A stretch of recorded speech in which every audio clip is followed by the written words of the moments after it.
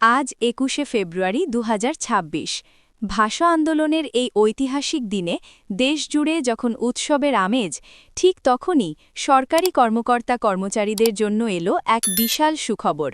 দেশের নবনির্বাচিত প্রধানমন্ত্রী তারেক রহমান ঘোষণা করেছেন, আগামী পবিত্র ঈদ উল ফিতরের আগেই বহুল প্রতীক্ষিত নবম জাতীয় পে স্কেল কার্যকর করা হবে। দীর্ঘদিন ধরে বেতন বৈষম্য এবং দ্রব্যমূল্যের ঊর্ধ্বগতির কারণে সরকারি কর্মচারীরা যে আর্থিক চাপের মুখে ছিলেন, এই ঘোষণার মাধ্যমে তার অবসান ঘটতে যাচ্ছে। আজকের ভিডিওতে আমরা বিস্তারিত জানাব এই নতুন পে স্কেলে কার বেতন কত বাড়ছে এবং পেনশনভোগীদের জন্যই বা কী থাকছে। গত ১২ ফেব্রুয়ারি অনুষ্ঠিত ত্রয়োদশ জাতীয় সংসদ নির্বাচনে জয়লাভের পর বিএনপির নেতৃত্বে নতুন সরকার গঠিত হয়েছে। প্রধানমন্ত্রী হিসেবে শপথ গ্রহণের পরপরই তারেক রহমান সরকারি কর্মচারীদের দীর্ঘদিনের দাবির প্রতি গুরুত্বারোপ করেন। আজ দুপুরে অনুষ্ঠিত এক উচ্চ পর্যায়ের বৈঠকে তিনি এই চূড়ান্ত সিদ্ধান্ত জানান। বৈঠকে নবনিযুক্ত অর্থমন্ত্রী আমির খসরু মাহমুদ চৌধুরী সহ প্রশাসনের শীর্ষ কর্মকর্তারা উপস্থিত ছিলেন। প্রধানমন্ত্রী স্পষ্ট জানিয়েছেন, কর্মচারীদের জীবনযাত্রার মান উন্নয়ন এবং অর্থনৈতিক স্থিতিশীলতা বজায় রাখাই এই সরকারের অন্যতম অগ্রাধিকার।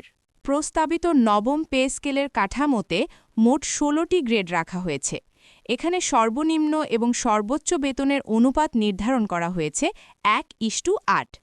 প্রাপ্ত তথ্য অনুযায়ী ২০তম গ্রেডের একজন কর্মচারীর সর্বনিম্ন মূল বেতন হবে ২০,০০০ টাকা। অন্যদিকে প্রথম গ্রেডের একজন কর্মকর্তার সর্বোচ্চ মূল বেতন দাঁড়াবে ১,৬০,০০০ টাকায়।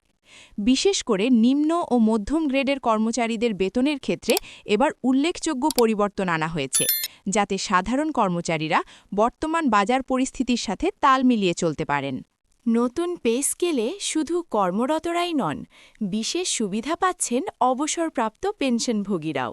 সরকারি সিদ্ধান্ত অনুযায়ী যারা বর্তমানে মাসে ২০,০০০ টাকার কম পেনশন পান, তাদের পেনশন শতভাগ বৃদ্ধি করার সুপারিশ করা হয়েছে।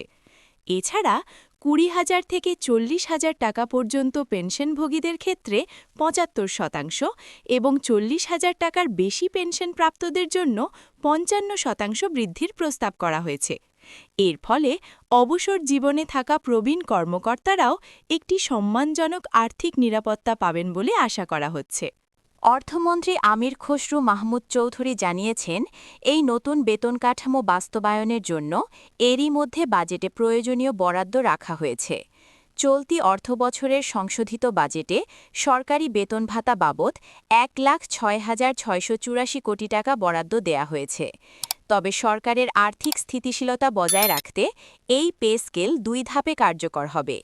চলতি ফেব্রুয়ারি মাস থেকেই আংশিকভাবে মূল বেতন ও ভাতা কার্যকর শুরু হবে এবং ঈদের আগেই সকল গ্রেডের কর্মচারীরা পূর্ণাঙ্গ সুবিধা ভোগ করতে পারবেন।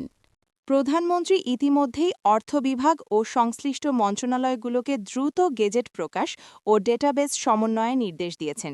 দেশের বিভিন্ন সরকারি দপ্তরে এই ঘোষণার পর কর্মচারীদের মধ্যে ব্যাপক উচ্ছ্বাস লক্ষ্য করা গেছে।